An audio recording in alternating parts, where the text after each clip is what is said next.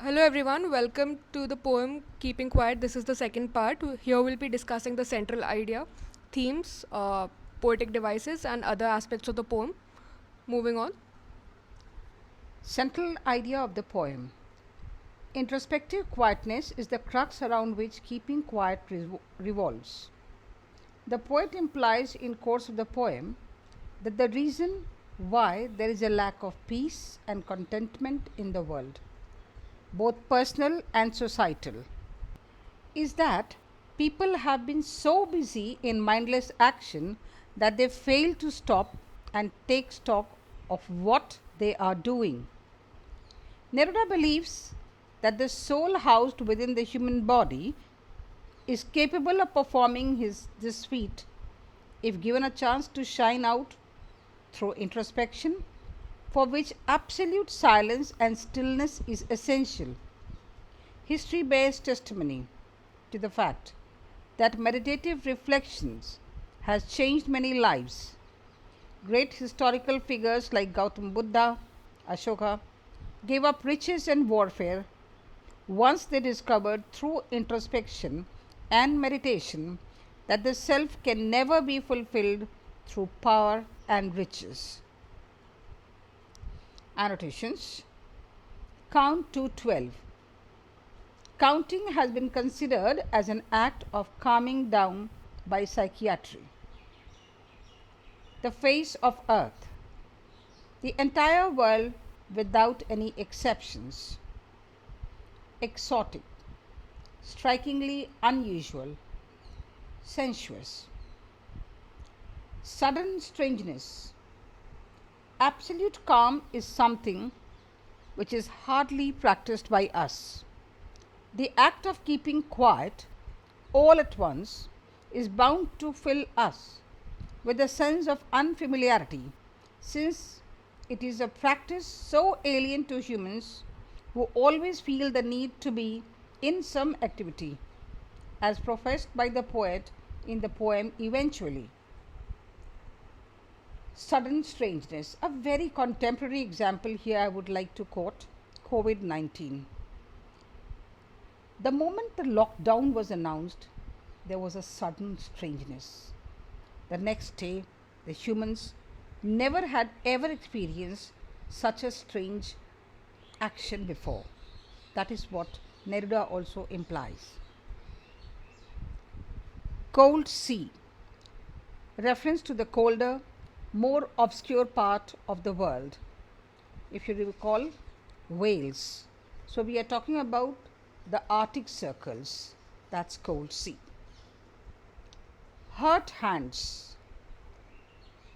Taxing manual labor such as gathering salt has corroding effect on the hands. Green wars. I think we are all familiar. Wars on nature. Gas. Reference to gas bombs. Clean clothes. A note of anti-violence struck by the poet through this phrase. Total inactivity, dormancy. Virtual death. I want not truck with death.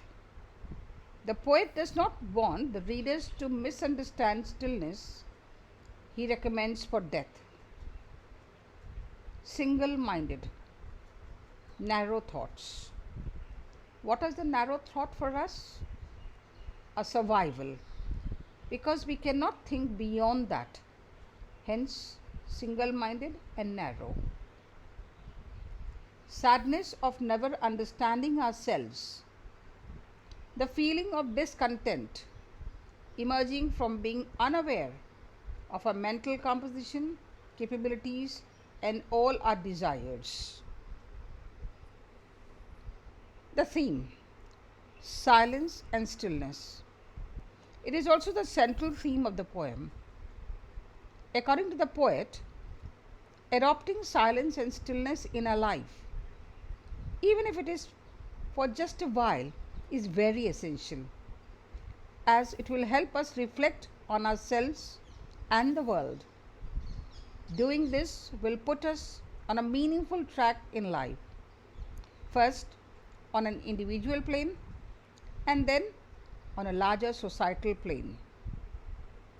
Once we start working towards self actualization, our focus will shift from external to internal. As a result, there will be peace and harmony among individuals and nations.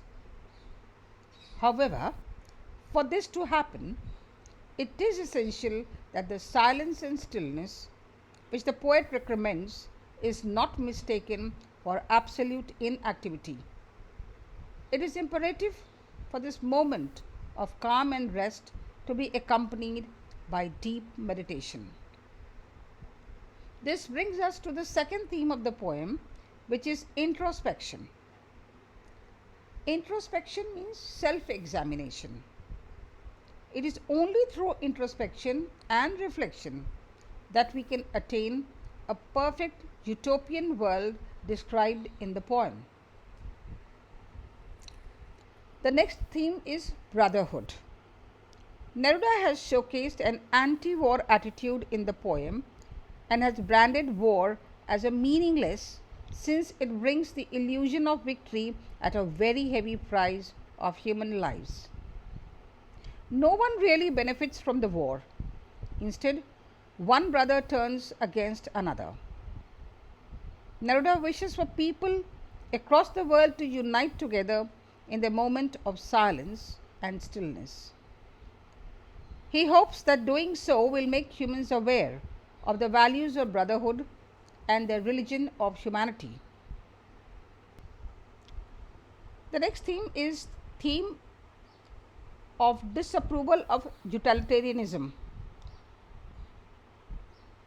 At the very outset, let me explain what do we mean by utilitarianism. The word comes from the word utility, hence consumerism. Our approach towards life has become more consumer oriented. So Neruda is against this materialistic approach.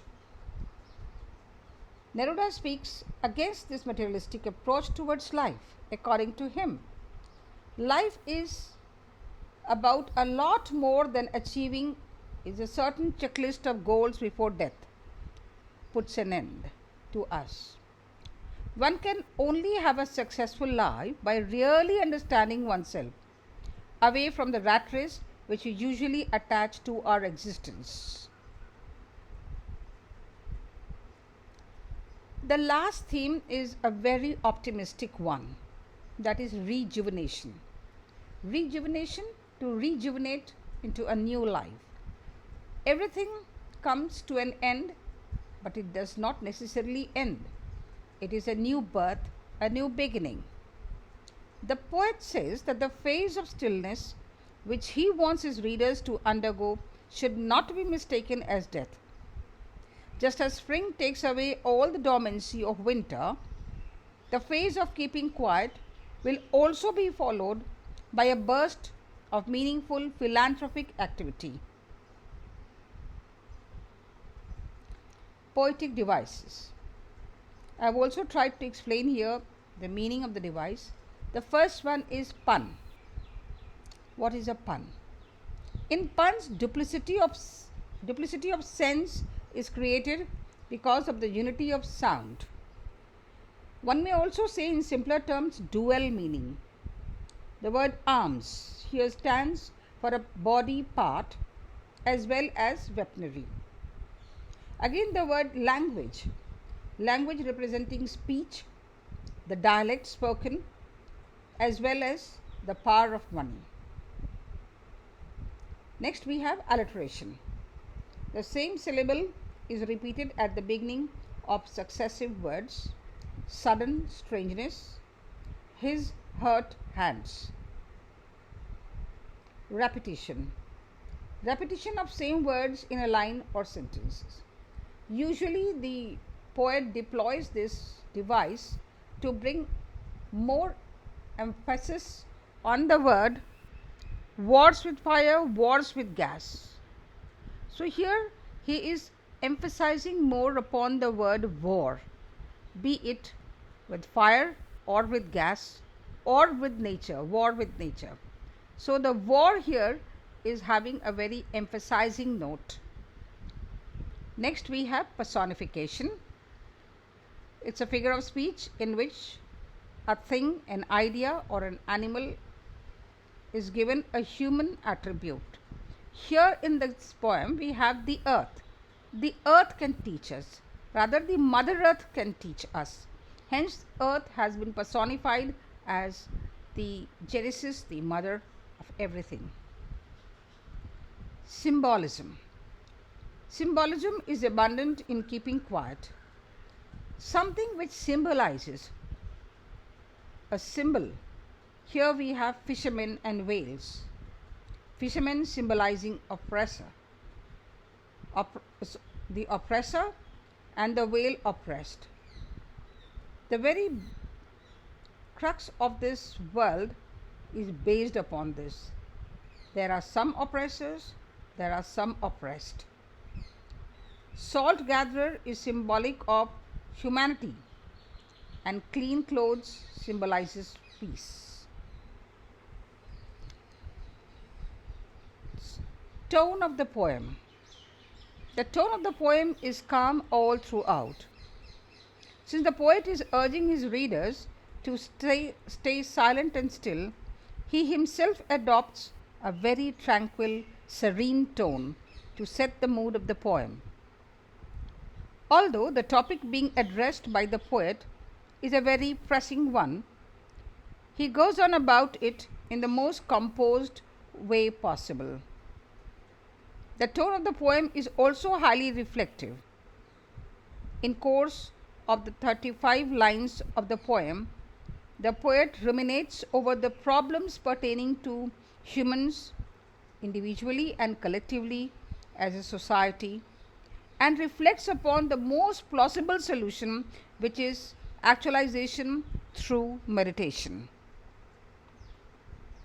Hence, we may conclude Keeping Quiet by Pablo Neruda is a reflective piece of poetry which has philosophized a solution to the problems caused in the world due to growing materialism, greed, and power lust.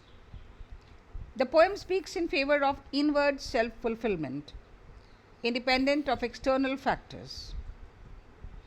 It is highly spiritual in the way it urges readers to shed one's ego and realize one's identity as a human being. The poet's writing style in the poem is very soulful, and it seems to come straight from the heart.